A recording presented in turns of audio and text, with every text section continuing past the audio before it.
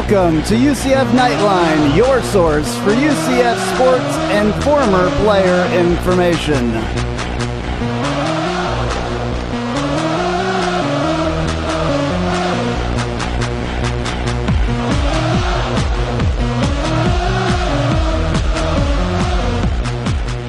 All right, hello Night Nation, this is Andrew Phegley, and we're coming to you this time with episode number 22 of the UCF Knightline Podcast. I have Trylko that was with us last week that is now a part of the UCF Knightline Podcast team, and we also have a new member to introduce you all to. It's John Swift.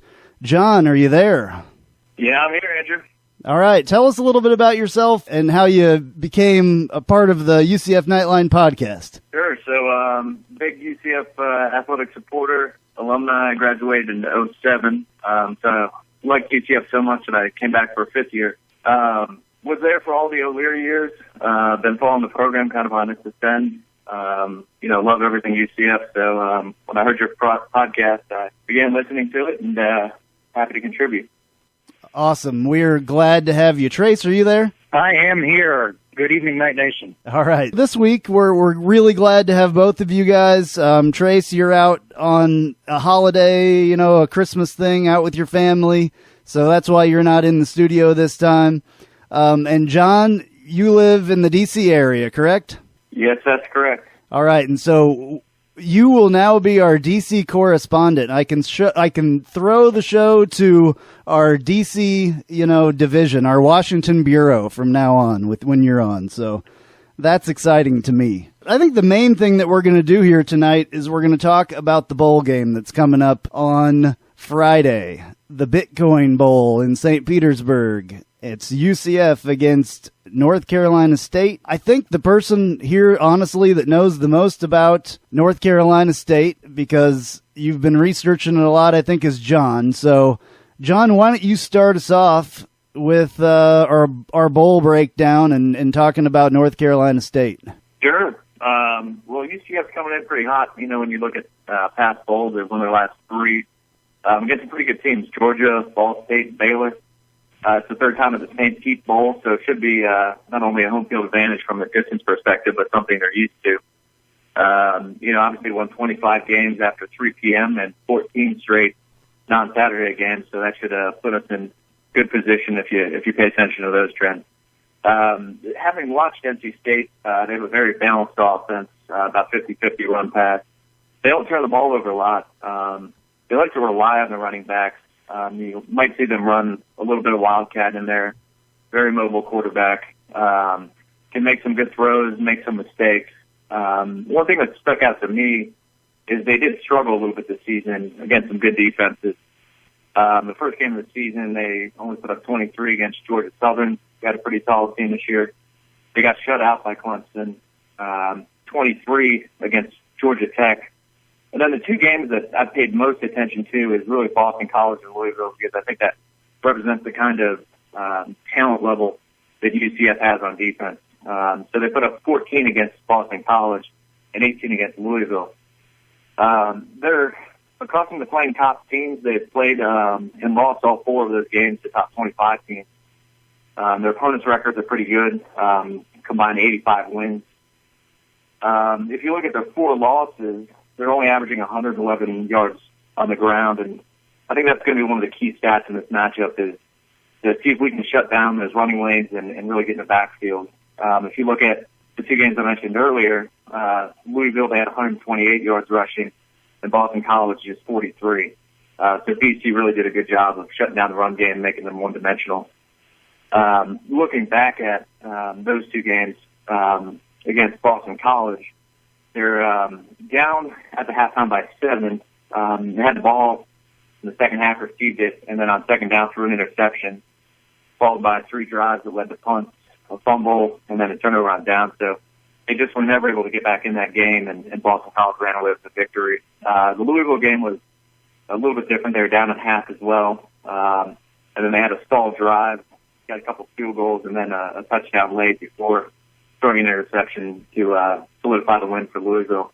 So I strongly believe that if UCF can get out there get after it on offense, which has been a challenge this year. It should put us in good position to take a win. Just kind of looking at NC State and the stats here. UCF 6-0 when scoring 30 points or more this season. Interesting, they ended up 0-3 when trailing at halftime this season. So I think it's going to be important for us to get off to a fast start, similar to how we did against BYU, and then as you should see in the season, kind of sustain a little bit of offensive momentum. Right. Trace pointed out to me, I think it was either last night or today, the one common opponent that we have as far as both teams have played this opponent was USF. They put up a lot of points on UCF, 49-17 that game was. So, we didn't put up that many points, but I think probably for us there's a little bit more emotion involved in that game versus North Carolina State because that's not one of their rivals like it is for us. So I thought that was a little bit interesting that they do have that, common opponent with us, and they beat them 49-17, like I said before. That's quite a bit. Trace, what did you see when you looked at that game? Well, I appreciate all that John's just contributed there. The game I kind of zeroed in on was that game that North Carolina State played in Tampa. And if that was the third game of the season, so certainly different than, playing South Florida towards the end of the season. But North Carolina State racked up close to 600 yards of offense. And, they held South Florida at 159. And what stood out about that to me is that we made a big deal out of holding South Florida to 200 yards of offense in that game. So they were pretty stout on defense as well, and they had a pretty big lead, 35-7 at the half, and as you mentioned, cruising to that 49-17 victory. So, to me, this bowl game, going back to that, still comes down for me more about our offense and whether we can move the ball and not stall out. When we talked about the season finale at East Carolina, 6 field goal attempts. We make 4 of them, missed 2 of them, but that's a lot of lost touchdowns that we left out there. And you just wonder if that will continue in this game. That's to me the biggest key. They have a pretty balanced attack as well, equally rush and pass, and they don't make a lot of mistakes. Their quarterback's only thrown 5 interceptions this year. Jacoby Brissett, who, a lot of folks in Florida will know, having transferred from the Gators up to NC State. So, I think it's a pretty, if you look at the point spread in this game, a couple of points that we're favored by, and it certainly feels like it's going to be a tight game, a back and forth game, but one certainly UCF can win if we limit our mistakes and score a few more touchdowns than field goals. Right, yeah. I don't think we're going to be able to miss those field goals either, and that's, the other thing that concerns me the most, to be honest with you, is they have a quarterback that is mobile. He can run, he can throw, and we don't do well against those running quarterbacks, and that's going to be a big problem.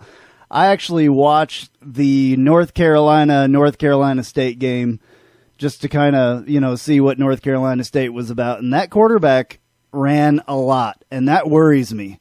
We didn't do well with Houston with a running quarterback, and there were a couple other times that we had issues with that. What do you guys think about that? Is that going to be a big problem for us? John, what do you think? Yeah, I think so. I mean, historically, UCF's always struggled with mobile quarterbacks. The plays that always stick out to me are kind of over pursuit from our ends. Quarterback will make a move, get open, and be able to throw something across the middle, and it'll, turn into a 17, 20-yard gain. It's really going to be sticking down to the keys. UCF has made their season really on the defense, 3rd in total defense, 5th in rushing defense. They're going to face a very good running game from NC State, which I believe is 36 in the nation, averaging 5.5 yards a carry. And that's truly a dual-headed monster with Jacoby Brissett in there.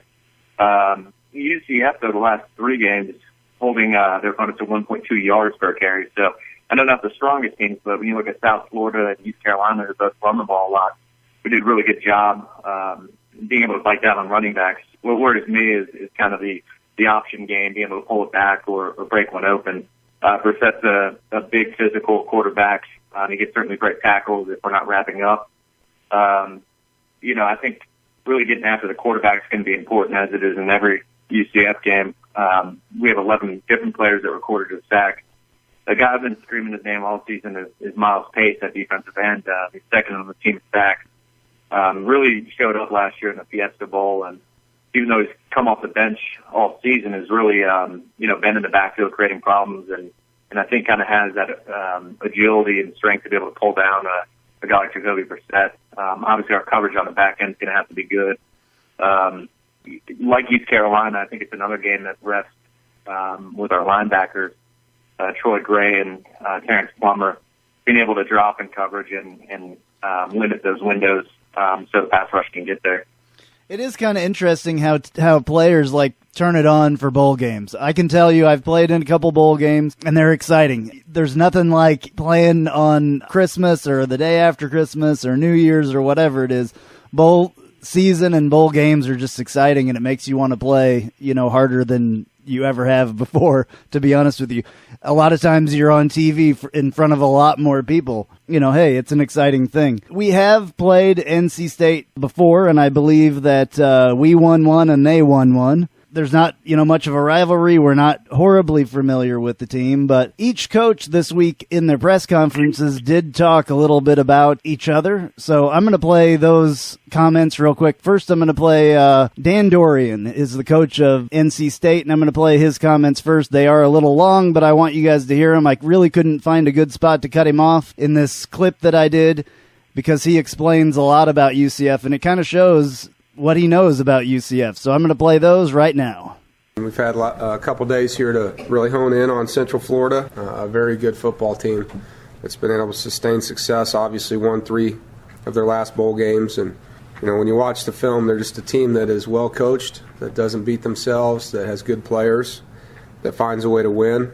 And, when you win 22 of your last 24 conference games, obviously guys believe that they're going to win. And there's reasons for it. I mean, they have good players. Their receiver, Perriman, number 11's one of the best receivers that we will have seen. Obviously we've seen some good ones, so I'm not going to say he's better than what we've seen, but he's as good. He's made a big play in every game that you watch. He's a big physical guy that catches the ball. He's 4th in the nation in yards per catch, 22 yards per catch, so pretty impressive statistic. They have a couple different tailbacks that they use, and they're physical, 220 pounds, 215-pound runners, and a couple different tight ends they rotate in and out. And the quarterback's improved as the year has gone on, and is a big guy that can run. They don't use him extensively in the run game, but makes some plays on his feet, kind of like our guy does. And defensively, they're 9th in the nation in scoring defense, 3rd in the nation in total defense, 5th in the nation in rushing defense. So going up against a team that has done a nice job. They tackle well. They've got an explosive middle linebacker in Plummer. They have the player of the year in their conference, and Jacoby Glenn at corner, long corner that makes a lot of plays on the football, and good rotation at defensive tackle. And they lost one of their better returners. But they still have other guys that have done well back there, and I think they're 7th in the nation in kickoff returns. So, it's going to be a great football game against a very impressive team. All right, so those were Dan Dorian, the head coach for North Carolina State's comments. And next, I'm going to play a short clip of George O'Leary and what he had to say about North Carolina State. They've progressively gotten better. They run the ball. I think the last 2 games they've run for 750 yards. So they got some backs. They got a quarterback, obviously, that they're letting him do more and more carrying the ball. He breaks a lot of tackles. He's a big kid and stuff. So we'll have our work cut out defensively. And offensively, obviously, we got to continue to keep growing in the areas that we've been growing the last part of the season. All right, so that was both coaches' comments there. George his comment was a little bit shorter, but that's kind of the way that George is anyway. He didn't need to get that in-depth with the press. I don't think that we didn't know anything that Dan Dorian told us there. But Trace, you wanted to talk a little bit about this. You wanted to talk about coaching, so go ahead and bring that up. Well, you think back a year ago, we were 17-point underdogs going into that Fiesta Bowl with Baylor. And the coaching staff put together just an excellent game plan. And personally, I have a lot of confidence that with those weeks from that finale with East Carolina to this bowl game the day after Christmas, the UCF is going to have a very good game plan. And I think a lot of that is going to, rely on the rushing game. There was mention of that from the coaches and their sound bites there. I've heard George O'Leary say a lot, we can't be worried so much about what they're going to do. We need to execute and do what we're going to do, and that you shouldn't expect to see us do a whole lot different than what has gotten us to 9-3 this season. So I think we've sort of seen what we're going to do with a couple of wrinkles here and there. I just have confidence with the way we've played over the last couple of seasons, the bowl appearances that we've made, that we're going to be better prepared for this game and what will feel like a home game. And that's going to be the decided advantage for UCF. Absolutely. John, do you have any comments on that? Yeah, no, I think that's a great breakdown. Years ago we used to be so excited just to get into a bowl game that we were going bowling, and I think over the last several years we've just really turned around and become focused on we can win this. We had some close losses early in our bowl history, and obviously the teams have changed over that time. But the one thing that hasn't really changed is the coaching. And O'Leary's had his team always prepared. They look at it as a business trip, and they'll be ready to play ball when that whistle blows. They still have a lot to prove. I think they had some disappointment this season that they didn't want to have, specifically at UConn. And then you look at what Charlie Taft has been able to do with the offense, and almost every single game it's a different look, a different wrinkle. He keeps defenses on their heels, and I think he'll have something really drawn out here for NC State and catch them off guard early. Attack at them early. It's interesting there. You mentioned Charlie Taft. Last year for the Fiesta Bowl, to be honest with you, he caught me off guard with that offense that we came out and ran. Charlie Taft is excellent at, coming up with little things that totally can throw you off, week to week. It's not always the same offense. In fact, there were a couple games last year that I was just like, where did this come from? I have not seen this offense at all. It was a totally different thing. I think we're a little bit more limited this year because of the newness of our quarterback and the newness of a lot of things. We don't have what we had last year, obviously. That's not a question. But I do think that he's going to throw some wrinkles in there, and it should be pretty exciting. Speaking of UCF and bowl games, I just want to throw out some info here. UCF first reached a bowl game in 2005, and it opened with an 0-3 bowl record before winning its last three. This is the UCF's third trip to Tropicana Field for a bowl game. Since 2012, UCF has won 31 games, which is tied for the seventh most in the FBS, and the Knights have won 25 straight games starting at 3 p.m. or later, and are victorious in their last 14 non-Saturday contests. So we have all that going for us. Let's get into a little bit more of an in-depth breakdown of UCF and North Carolina State. John, why don't you give us some more there? Yeah, sure. So, I think that we can all agree that UCF's going to have to execute on offense. And certainly O'Leary's not going to abandon the running game. Standback and Wilson, hopefully will both be healthy. They're having 3.7 yards a carry, and I think Michael Reed 3.8. So we really haven't had a dominant rusher, but Standback has looked pretty good when he's been healthy, and especially over the last few games. We're 7-1 when we rush for 100 or more yards a game this season. So it'd be great to see Standback kind of have one of those, early starts where he can get some chunk yardage plays. I was kind of surprised when I did a little research here. The last time a Knight ran for over 150 yards was Latavius Murray.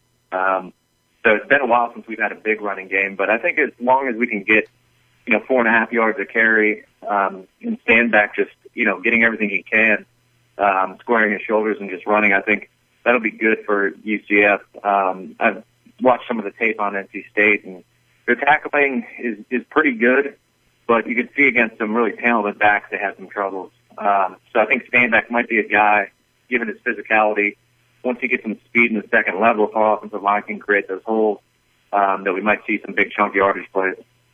Absolutely.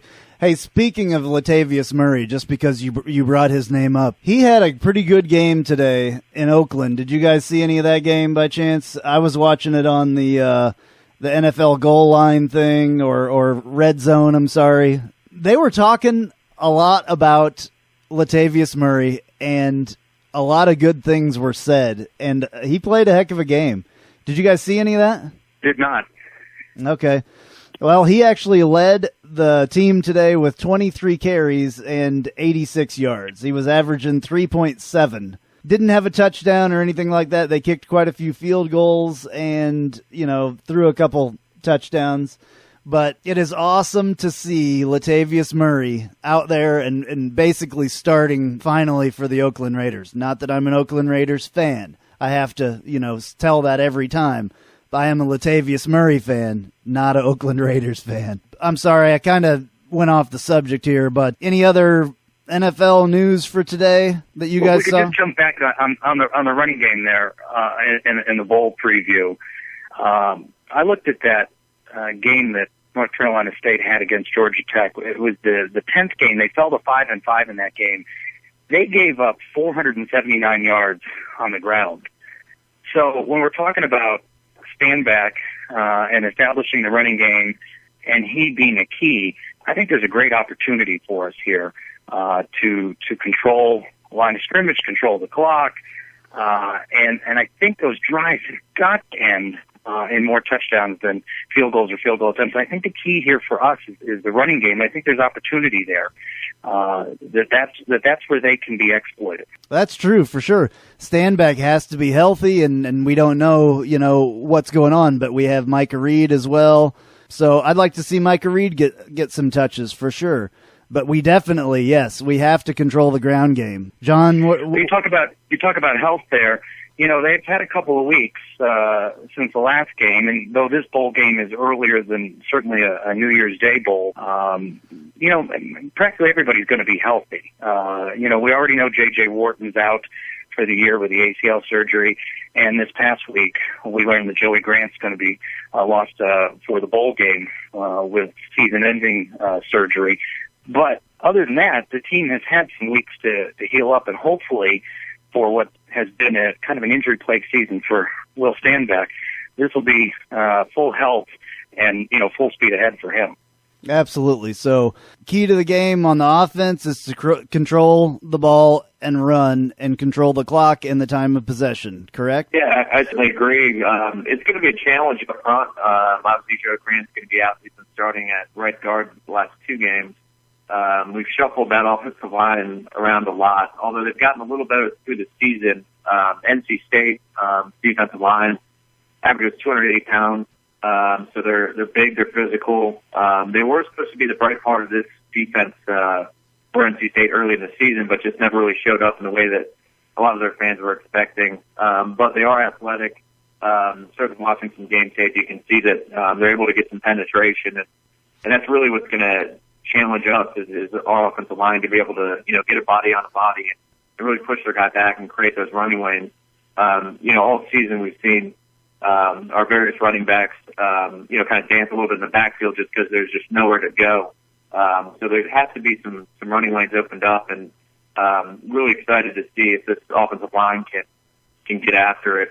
They have a couple times in various games, but really have yet to put together a complete game where they really just dominated up front like they did last year. I know. I think that will definitely be interesting to see if we can have a game like that where those guys, it's been a different group every time.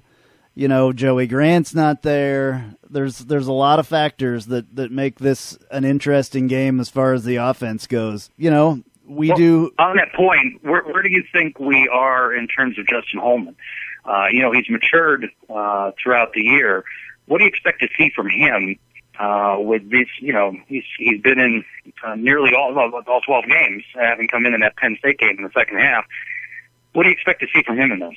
John, why don't you answer that? Yeah, sure. So he's definitely grown up this season, as we've seen before our eyes, but don't forget this is his first bowl game. So, playing on a baseball stadium with interesting perspectives and lighting will probably be something new for him.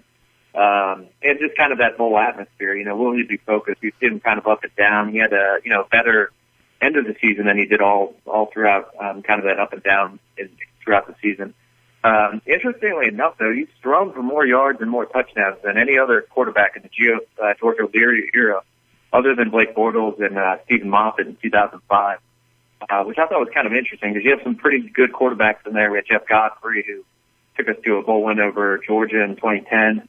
Brett Hodges, who got us to the bowl game against Rutgers and St. Pete, and Kyle Israel, who, there Kevin Smith did a lot of good things to put us on the map. So he certainly has some production. It's just kind of the consistency that has thrown him off. And if you look at some of the offensive line protection, it's broken down at times, and there's several clips you could just go back and, have a stopwatch and see within 1.5 seconds he has to get the ball out of his hand. Fortunately, he has a lot of great receivers around him. He's going to be down one with J.J. Ward out for the season. Taft did a good job of making those quick throws available to him against BYU, who had a very fast and physical defensive front. I'd expect a little bit more of that in there, but it really is going to be, can Holman step up and make the throws he has to make, because we're not always going to be able to get a bunch of push off the ball and pick up 4 or 5 yard run plays. There's going to be plenty of times we get stuck at the line of scrimmage and get in a 3rd and long situation, and is he going to be able to step up in the pocket and make those throws?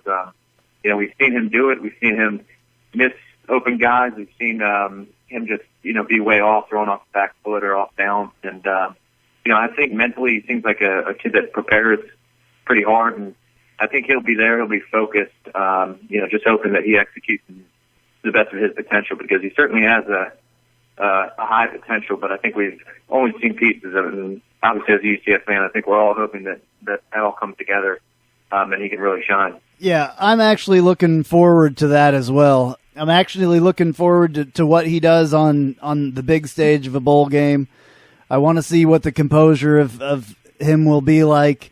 I'm also I'm looking forward, and I think all of us are looking forward to what happens next year with him, because he, obviously has shown flashes for sure. That throw on that Hail Mary was an incredible throw to make. We've talked a lot about the throws that he can and can't make and how he needs to take a little bit of juice off of throws. That throw in particular was an amazing throw. He has an absolute cannon for an arm. He doesn't make the right decisions sometimes, and I think that's what causes the interceptions. It's a decision thing. Not all interceptions are quarterbacks' fault, I know, but it goes on their stat sheet. So, it's all on the quarterback. But don't you like his chances? I mean, he's shown in some of these big games that, under pressure, losing his job, losing a game, that he's really stepped up. I mean, talk about the Hail Mary, think about BYU in overtime, Penn State to kind of bring us back. You looked at when he's under the gun, when he's under pressure, he's looked his best. And this, likely being a very close game, you got to like the odds there. Absolutely. I mean, I was just thinking about that as well, the Penn State game, because he came in off the bench, probably pretty upset that he didn't win the starting job, and came in there and almost won that game for us. So I think Holman is going to show up, and I think that he's going to do a great job. Now, Trace, you had something that you were thinking of as well, with somebody that was kind of a familiar name to the UCF Knight Nation. Yeah, I have a lot of confidence in George O'Leary and his coaching staff to have a good game plan put together. What's interesting as a name that we know as Knight fans is that North Carolina State's defensive coordinator is Dave Huxtable, and he's been a long-time coach with George O'Leary back to Georgia Tech days.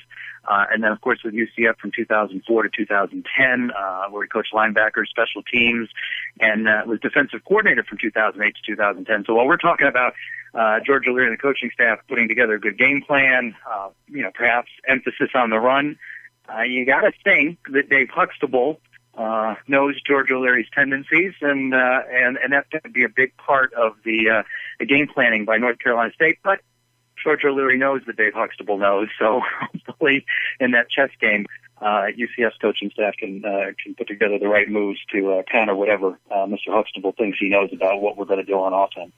Yeah, I think that George O'Leary probably taught him a lot working on his staff. George is a much more defensive mind than he is an offensive guy, and was defensive coordinator and all that stuff before he was the head coach. So I'm sure that he taught him a lot. So Next, I think that what we want to do right now is I think we should make some predictions on this bowl game. A couple ideas of how this is all going to turn out and maybe some score predictions. So, John, why don't you start us off with that? Well, Dave Huxtable, this isn't Tim Salem's offense. This is Charlie Tapp's offense, and I think UCF gets after it early. We've had success in the first quarter. I think we put points up. Knowing our team, we're going to make some mistakes. We're going to have some stalled drives. I believe NC State will come back. I think it's going to be a fourth quarter game, and I think UCF knows how to work in the fourth quarter. My prediction is going to be UCF with the win, 27-20. All right, 27-20 for John. Trace, what's your prediction? I think that we're going to see a game plan, a well put together game plan by George O'Leary and the coaching staff that's going to rely a great deal on the running game. I think we're going to find success in the running game. However, I think the season-long trend of drives stalling out, resulting in field goal attempts, I do think that will continue. I think we'll punch it in a couple of times. I think we'll have some field goals. I think we're going to contain Jacoby Brissett as best we can. I think they're going to get their yards. I think that we will bend, not break. I agree with John that it'll be a fourth quarter game. I don't think we will make as many mistakes as when we last played them. Different team, obviously, but we had 5 turnovers in that game. I don't see it coming down like that. We're 0-1 this year in neutral site games, if you count that Penn State game in Ireland, which was our home game. But if you say that's neutral site, I don't think of Tropicana Field as the neutral site game. I think of it as a home game, and we just wrapped up an undefeated home schedule. So I think that continues. We win in front of a big pro-UCF crowd. I put it down 23 UCF, 20 North Carolina State. All right, good. I think that our cardiac kids are going to make us have a few more heart problems because they do this almost every time. I don't care what game it is, although last year in the Fiesta Bowl, it wasn't quite like that. We came out and had a pretty decisive win there. But with the history of this team, I think it's going to go well into the fourth quarter, maybe even down to the wire, and it's going to be 2017 UCF. I think that's the way that it's going to go. We will see who is right.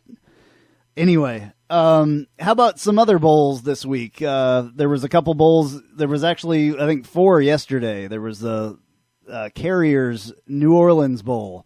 That was Louisiana Lafayette and Nevada. Louisiana Lafayette won that by 16-3. There was Utah State over UTEP in the New Mexico Bowl, 21-6. I always like to see UTEP lose. They were a rival of ours for a little while there, or at least a conference opponent. And then also Air Force in Western Michigan. Air Force beat them 38-24. And Bowling Green, an opponent we had a couple of years ago, it was they won the Raycom Media Camellia Bowl 33-28. All right, what do you guys think about what's been going on with there's a couple guys that may jump to the NFL this year, and I think a lot of us are kind of worried about that. John, what do you think? Do you think Jacoby Glenn, from what you've heard, or Perryman? Do you think either one of those guys could be gone at the end of the year? Well, yeah, I think both could be. I think Perryman has the better chance of being drafted higher. You know, he's already built for the NFL. He's got the speed. He's got the height. He can make the catches. He's been a little inconsistent this year, but runs a really good route, especially for his size. So I think, he'll get positive feedback, and, I could see him having a tremendous pro day if he gets invited to the combine, putting up really good numbers. He's a tremendous athlete. Obviously, his father was a great receiver in the NFL. I think he could go. Jacoby Glenn, I think, will also be a Sunday guy. I think he would benefit from another year back at UCF. While he does have tremendous ball skills and, really the best corner we've had, pure corner, in quite a few years, he is a little bit undersized. Just looking at him, he's kind of lean. So when he's up against guys like Brandon Marshall or Calvin Johnson trying to, bump at the line, you have to wonder, is he strong enough to compete at that level? Should his body physically mature another year? Certainly, I think he has the skills.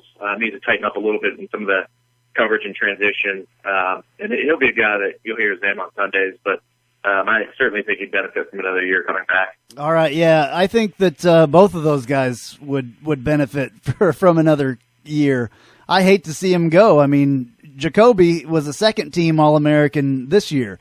Next year, he could be a first-team All-American and, do a lot better things than he's done already. That would be great for all of us to have both of those guys back. Trace, do you have an opinion on this? The Orlando Sentinel reported this week that it looked like Jacoby Glenn was going to opt to return to UCF, and I agree. I think he'd benefit from another year on the field. If we're going to lose one of the two, I guess I fear losing Perman less, because we've just really established ourselves nationally as wide receiver U, and I'm confident that whoever steps up next with another year, of Justin Holman's development, I think we're going to be strong at that position. So I'd rather keep Glenn. If we only had one, I hope they both come back, but I think they're both going to be successful in the pros. All right, speaking of UCF players that are being successful in the pros, Blake Bortles played on Thursday night in the Jacksonville Jaguars, and man, did he have a great game, to be honest with you. It may not have looked so great. They didn't score a lot of points, but they won that game, and he was playing hurt, which was one of the biggest things. The guys on NFL Network were talking about him the entire time and praising him and, saying how rough of a season that he's had. But playing hurt especially, he had a boot on his foot, on an ankle, the last, couple days before that. And to come out there and not throw any interceptions, which has been kind of a difficult thing for him this year, and to win that game, I think that's pretty incredible. And I am a huge Blake Bortles fan, even more and more every time I see him play. Did you guys get to see that game at all? Yeah, I actually got to see it. Up in D.C., don't get too many Jaguars games. So it was one of my first times being able to see him since the preseason. And, I thought he looked good, kind of Blake Bortles I remember. He, I saw a stat on that broadcast that I think he's second in the NFL as far as getting sacked the most as quarterbacks. And Colin Kaepernick, the only person in front of him who you'd expect to get sacked quite a bit just with what he does in the backfield, running the ball and, trying to make guys miss some time. So, I think once he gets a little more talent around him, you'll see him developing into one of the better quarterbacks in the league. He still, is learning the game, and you can see some of the progression as far as decision-making. But, a tough guy, we know that. Big physical, has the arm, can make the throws. And I think as he gets more comfortable, he'll only build off the success. The Jags, I know the fans are probably wishing they would lose so they could get a higher draft pick. But they've strung together a few wins. I mean, not against great teams, but it's a start. And something I think they can take in the offseason. Get some good draft picks and get out there in the camp and have a positive attitude and momentum going forward, and hopefully get a few more wins next year. Trace, what do you think about Blake and the Jags? Always excited to see Blake. I think he'd be the first to say it, and he asked about the year that, part of the reason for the sacks and some of the interceptions is that, his decision-making, and he's holding on to the ball too long. And, he can only get better at that with more reps. And when Jacksonville made that decision early in the season to go to him, they knew it wasn't just going to be the smoothest transition. A lot of thrown to the fire, but I think that's only going to help, him and the team down the line. But that is a team that has still a lot of holes. And, you mentioned where they're going to select in the draft. They have a lot of things that they still need to replace, and building an offensive line that can protect him. Some, better talent around him will help him. But I think he's gotten better. And as you mentioned earlier, it may not always show in the stat sheet, but let him do a couple of wins, and it's a lot more reps for him. And I think that's just going to build his confidence and his decision-making going into a second season. All right, absolutely. Going to throw it to basketball here real quick. We're getting towards the end of this deal, and we need to throw this in here. Men's basketball won the other night against Detroit, 75-70. They were up 35-27 at the half, and then kind of wanted to give it back to them and let them win towards the end in the closing few minutes. It was another kind of almost going to be a heartbreaker. I have a little clip here from Donnie Jones and what he had to say after the game, and then we will come back in and talk a little bit about that. Well, I think the most important thing is I'm just really proud of our team, how we bounced back. Obviously, it seemed like it was 6 years ago when we played that last game. But our team showed great heart tonight. And I think if one word sums up who we were tonight was the team is we played with great heart. This was a tough team in Detroit. They just come off an incredible game against Wichita State where they led most of the way. And for our team to come back in here after our last game, that's why you don't get too high or too low or get caught up in a victory or loss. They're all part of the process. And the way this team worked the last few days, 3 days, we worked extremely hard. So I was really proud that these guys bought in to playing the right way. And tonight they did that. Obviously some shots went down tonight, which is always important, but the shots went down because these guys played the right way and sharing the basketball and playing with great togetherness tonight. So I was really proud for a team victory tonight. Had efforts off the bench from Steph, and we're still searching for the right lineup for this team. And as coaches, we're learning this team. But tonight was a great team victory. All right, Trace, you were at the game the other night. What's your synopsis of that UCF Detroit game and the win by 5 points? Well, glass half full first. I think after what arguably was one of the worst UCF performances that we've ever seen in terms of that loss to Florida Atlantic at home, they rebounded, so you got to give them credit for that. As Coach Jones mentioned, they could have stayed down in the dumps and not rebounded, but they did. So credit where it's due there. Still like the play that we're seeing out of DJ Taylor, out of Adonis Enriquez. These are young, talented guys, and I think we're going to continue to see them grow and develop. And I think they are arguably, key building blocks for the future of this team. Now, the opposite of that, the glass half empty, I still think we're struggling. I still question them. Decision-making by Coach Jones and his staff. We talked a little bit about this last week. Take, for example, the highs and the lows that we've seen out of Justin McBride, a guy who honestly is capable of putting up 20, 25, 30 points a game, back-to-back fouls, and that's it. He's on Donnie Jones's bench in the doghouse, doesn't return the rest of the game after that, and I think that's been a hallmark of Coach Jones and his staff. Boy, you get 1-2 fouls, and boy, that's it. They substitute you out, and I just don't see how that helps a player work through difficult moments. I know he doesn't have a deep bench. He doesn't have a lot of people that he can bring in, but when we're playing those conference games and they start soon, guys are going to get knocked around a little bit more, and they're going to get some fouls. And do they have the maturity to work through those fouls early, or the foul trouble? I don't know. When you're benching a guy after back-to-back fouls and he doesn't come back out, I just question that. So we got one more non-conference game, and then we dive right into AAC play. Is it what we thought it would be for our non-conference schedule? A lot of teams that you thought maybe were gimmies that have been struggles. Even this one, we almost let them back into that to steal it from us. I still think it's going to be a long season. But hopefully we can close out strong on Monday night. Speaking of conference play, that starts December 31st at 12 p.m. at CFE Arena. There is also a game tomorrow night, December 22nd, against Southeast Louisiana, and it is at 7 p.m. at the CFE Arena. And then, like we said, Tulsa, and then on January 4th, we're at Temple. Then we travel to Houston, so 2 road games, and then it starts into the depth of the conference schedule: SMU, Tulane, Memphis, Connecticut, Cincinnati, Temple again.